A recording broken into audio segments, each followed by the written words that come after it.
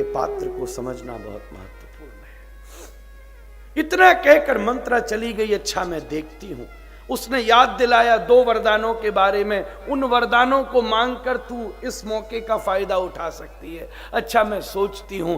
मंत्रा चली गई। कैकेयी जी विचार कर रही थी, मन नहीं माना, नहीं राम को ही राज्य गद्दी पर बिठाएंगे। तो मैं रामायण की टीकाओं के आपके सामने एक अलग प्रसंग प्रयुक्त कर रहा हूं। उसी समय कैकेयी जी के सामने 33 कोटि देवता प्रकट हो गए। विप्रधेनु सुर संत हित लीन मनुज अवतार, विप्रधेनु सुर संत सब इकट्ठे हो गए। हे माता कैकेयी, हम सब आपकी शरण में हैं माता। महाराज दशरथ के बुद्धि में दिवालियापन आ गया है, जो वो राम को राजा की गद्दी पर बिठा रहे हैं। अरे अगर ये राज्य गद्दी पर बैठ गए तो इनके अवतार लेने का मूल कारण ही नष्ट हो जाएगा। तुझ में ये सामर्थ्य है माता, तू अपयश का विष पी सकती है। राम को राज्य गद्दी पर मत बैठा, बल्कि उन्हें वन में भेज के सुलभ कर, जंगल जा जाके वो सबका उद्धार करेंगे। ये राज गद्दी के उपभोग के लिए अवतार लेकर नहीं आए हैं, वो तो वैकुंठ में भी कर सकते थे। जनमानस के उद्धार के लिए आए हैं। माता हमारा तुझसे ही आशा है, तू ही हम पर कृपा कर। देवता पैरों में गिर गए। तब माता कैकेयी ये वचन लेती हैं उस विप्रधेनु सुर संत हित के लिए। महाराज कैकेयी के ऋण से सनातन धर्म उर्ण नहीं हो सकता। एक माता की सामर्थ्य, माता हमारी तुझसे ही आशा है। देवता तू राम का उद्धार करा। क्या लिखेंगे वाल्मीकि जी, क्या लिखेंगे तुलसीदास जी? रामायण क्या है? वनवास रामायण है। ये वनवास के 14 साल काट दो तो क्या लिखोगे? पैदा हुए, शादी करी, लड़े, खत्म। ये तो हर के जीवन में होता है। हे माता कैकेयी, तू राम का उद्धार कर। हम लोग कहते हैं कि कैकेयी जी ने भरत के लिए राम को छोड़ दिया।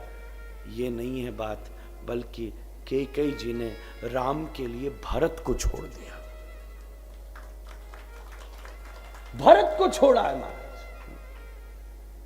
राम तो 14 साल जंगल में जाएगा। तुम जैसे हॉस्टल में भेज दो बच्चे को पढ़ने के लिए, घर में असमंजसता है, बच्चा चंचल है, सब समझाते तो भेज दिया, चल विदेश पढ़ा। राम तो 14 साल वन में जाके घर वापस आ जाएगा। राम और कैकेयी में मतभेद नहीं होगा। कैकेयी क्षमा मांगेंगे चित्रकूट में, राम के त्रांतों ने पहला प्रणाम करेंगे। पर इस निर्णय से कैकेयी जानती है भरत तो जिंदगी भर के लिए हाथ से निकल जाएगा। वो शक्ल उठा के नहीं देखेगा। जिसका जन्म जाता पुत्र उसकी आंखों के सामने 7 हाथ गड्ढे खोदकर महल में के बाहर बैठकर रोता हुआ पश्चाताप कर रहा है, उस माता की हृदय स्थिति की कोई कल्पना नहीं कर सकता। भरत ने जिंदगी भर नहीं देखा। राम तो मान गए, राम तो 10 मिनट में मान गए। भरत ने जिंदगी भर नहीं देखा। बात को उल्टा समझिए। हम लोग कहते हैं कैकेयी जी ने भरत के लिए राम को छोड़ दिया। वो ना समझे, वो समझ ही नहीं पाए रामायण को।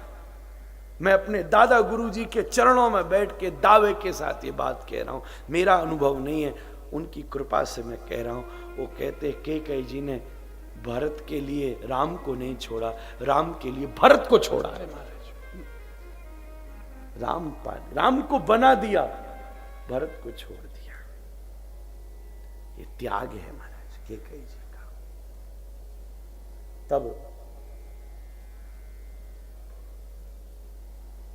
इन सब विचारों पर विमर्श करके उसके बाद भी कैकेयी जी बोली मैं नहीं कह सकती।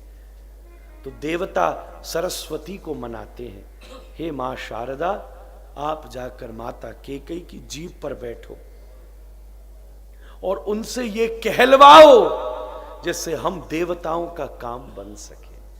कितनी भी कठोरता हो जाए, माता कैकेयी के मन से ये शब्द नहीं निकल सकते। देवताओं के हित के लिए, राम के उद्धार के लिए कैकेयी ने वरदान मांगा।